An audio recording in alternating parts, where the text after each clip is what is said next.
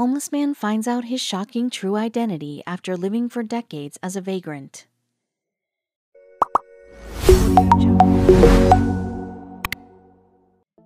Mick Myers has been homeless for many years, but it hasn't always been that way. As the years went by, the world forgot who he was, but after roaming around without an identity for so long, he ran into a cop who took Myers on an unimaginable journey to find himself. Like most homeless people, Mick Myers was often ignored as he roamed around the streets of Hayward in Alameda County, California. "Most of the people just hurry by and don't even give me a glance," Myers told KPIX5. But someone had noticed him, and it was too late to avoid him. Myers didn't have a lot on his schedule, so he spent most of the time panhandling near a freeway on Foothill Boulevard in Hayward, but he had drawn some unwanted attention from the police. Myers had run into Alameda County Deputy Sheriff Jacob Swalwell numerous times before. The officer warned him about panhandling near the busy freeway, but he didn't listen, so Swalwell was forced to take action. For years, Swalwell had seen the homeless man begging drivers for money, and he was fed up with it. Now, most people would say that the officer was harassing this poor man, but Swalwell had a different objective. "It's a safety issue, and that was more of a concern than the panhandling," Swalwell told ABC7. He was ready to write Myers a ticket, but something the man said made him reconsider.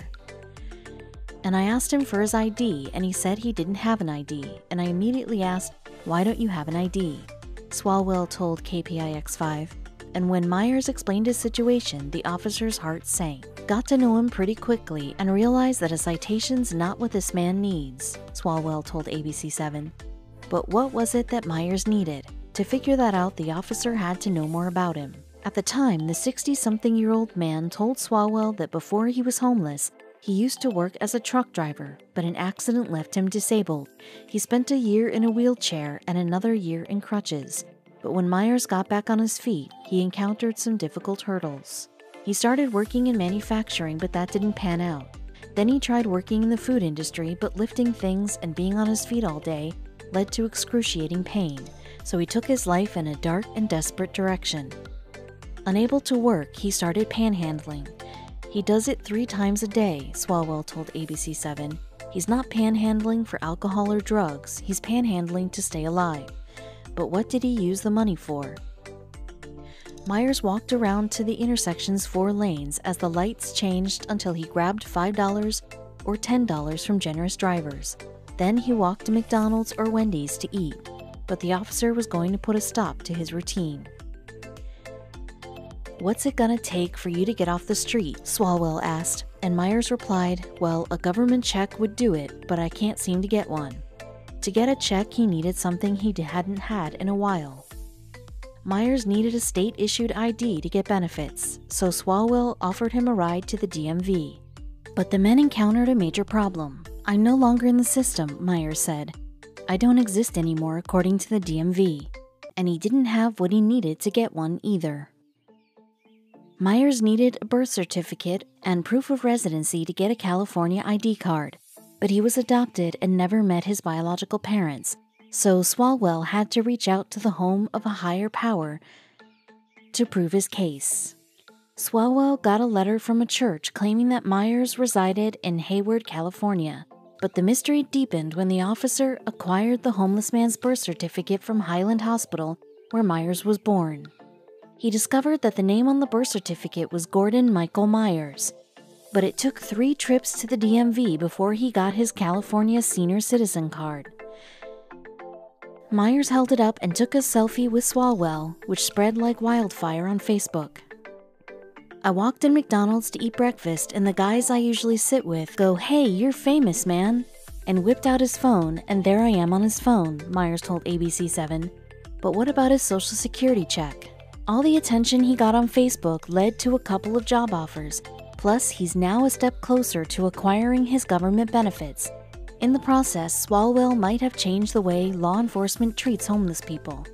Sergeant Ray Kelly also told ABC7, "I think we're going to bring it to all our trainings and say, hey, if you have the ability to do something like this, let's go ahead and do it." Myers hopes other law enforcement officers will treat the homeless like a friend, the way Myers did. But luckily for Myers, the publicity was about to change his life once again. A private investigator of 25 years named Mark Askins had seen Myers' story on KPIX 5. He kept saying, "I'm lonely, I don't have anybody in my life," said Askins, so he volunteered to connect him with his loved ones. Myers' adoptive mother was very nurturing, but he didn't get along with his adopted siblings. So when she passed away, they cut him off and he became a loner. But Askins and a non-profit group was about to change all that. Askins works as an investigator with Miracle Messages, a group that reconnects homeless people with loved ones. There's always somebody in our lives who we think about as we fall asleep at night on their birthdays, said Askins. Could this great man help Myers find his real mother? Myers knew his biological family's name was Oakley and that his birth mother's first name was Marie, but could she be alive after all this time? He gave Askins permission to find out, and after some digging, he finally had a eureka moment. The investigator managed to locate his 85-year-old mother about 300 miles up north. As a child, Myers had a hole in his stomach, but his mother, Marie Pauline Oakley, couldn't pay for his medical needs, so her mother convinced her to give the boy up for adoption so he could get the surgery he needed. But when Askins reached out years later, it eventually led to the sweetest and most heartbreaking mother and son hug ever. Oakley and Myers spoke on the phone first. "This is David Charles Oakley," Myers said over the phone, and his mother cried out, "My son!" Eventually, he flew over to Humboldt County to meet his mother for the first time in 65 years. Not only had he found his mom, but his whole family, which meant he was no longer alone. Who'd have thought that something like this could have happened to anybody, let alone me, said Myers. Melissa Smith from San Diego, California, had seen the pregnant beggar asking for money several times at the East Lake Plaza during the weekend. The woman often held a sign that read, "Please help," and plenty people did, but they had unknowingly been fooled. "I felt bad. There's a pregnant lady with a little boy who's down on her luck," Smith told ABC7's sister station, KGTV, but she had no idea that the woman wasn't really what she appeared to be. Some panhandlers will just sit passively by a main road while holding a sign, hoping that someone will give them money. Others might take a more active stance and approach a vehicle or an individual to beg for money, but some of them barely make enough money to pay for one meal a day. Statistically speaking, most panhandlers only collect about $25 on a daily basis. About 94% of that money is used on food, but there are some folks who might find other not-so-noble uses for their cash. Most people give beggars money because they assume the person will use it to buy food. But some beggars spend their earnings on alcohol or controlled substances, which understandably helps them cope with the awful situation they're in. This is one of the reasons why so many people tend to ignore a cry for help. And even though there are tons of people on the streets who rely on the kindness of strangers, there's one panhandler who was willing to do anything to get what she wanted. It's not easy to turn away from a pregnant woman with a child holding a sign asking for help. When Melissa Smith first encountered the woman, she gave her all of her spare change she had on hand. It broke her heart that anyone should ever have to suffer like this woman did, but Melissa didn't realize that she was being played. The East Lake Village Center had grocery stores, restaurants, dentists, salons, clothing stores, and more.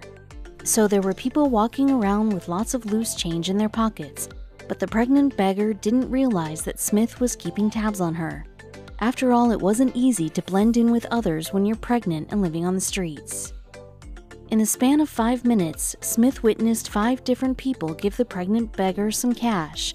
Her heart went out to the woman in distress, but little did she know that the beggar was not that innocent or that broke.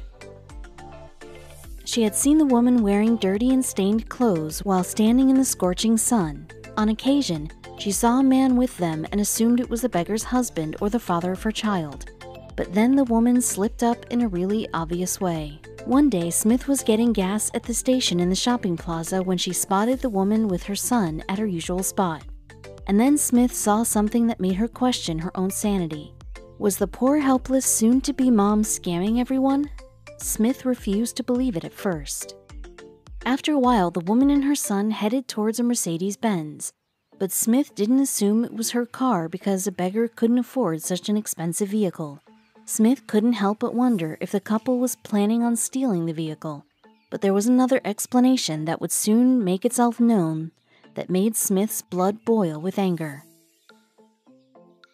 Smith continued to watch what appeared to be a car theft in progress, but the beggar opened the vehicle with ease as if she owned the seemingly new car, and then she drove off with the man and her son. But this wouldn't be the last time Smith would run into her.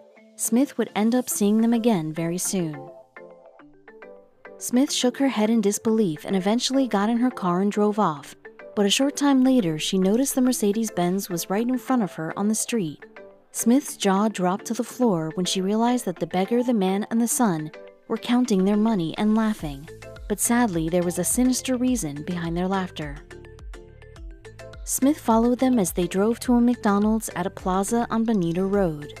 But they weren't there to order burgers and fries, they were there to work the crowd over. Once Smith realized what they were doing, she was hopping mad.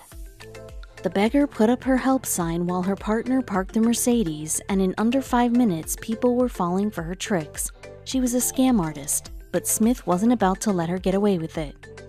Smith took photos of the woman and the boy, but the beggar spotted her, got angry, and started shouting at her. And then the pregnant woman did something that was pretty unusual for a person in her condition. Next thing I know, she picked up this big boulder, Smith said.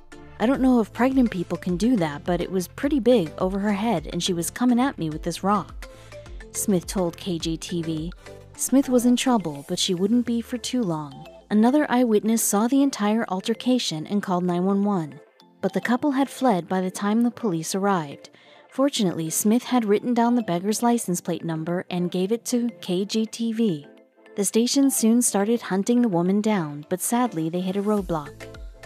The TV station ran the plates and immediately found the address to the woman's apartment in Encinitas, California. Unsurprisingly, no one answered when reporters came knocking on her door. But a woman later called the station and told them she had moved into the apartment after the previous tenants left abruptly. And then someone spotted the panhandler and reported it to the authorities. Emily Valdez, a reporter at a local news station, got a tip that someone had finally seen the pregnant beggar. So she approached the woman and showed her the photo Melissa Smith had taken, but the beggar simply responded by saying that she didn't speak English. So Valdez turned to the woman's partner for answers. The man claimed he didn't know what Valdez was talking about, and then started talking to the beggar in an unfamiliar language before they fled the scene. But the reporter followed them anyway and quickly discovered that they weren't driving a luxurious car anymore. The panhandlers escaped in a minivan with their kids, who weren't even wearing their seatbelts. Despite Valdez's best efforts, the couple got away with the scam and the case went cold again. But then an ex-detective shed a light on the mysterious panhandler's identity. Leslie Albright, a former San Diego Police Department detective, had seen Valdez's interview with the fake panhandlers and realized that the man was speaking Romani. She had been trying to disband an organized crime ring of gypsies for years. Unfortunately, they remained at large, and the beggars Valdez had spoken to weren't what they appeared to be. Detective Albright believed that the man and woman were just co-workers and the pregnancy was a scam orchestrated by the organization they worked for, and she warned that they or others like them will continue to do this until they are brought to justice. There's a way to avoid becoming one of their victims. Homeless advocates suggest giving money to reputable charities like soup kitchens, shelters, and thrift shops, as opposed to giving money directly to beggars. This is a lesson that Smith and others in her community will keep in mind the next time they see someone asking for a handout.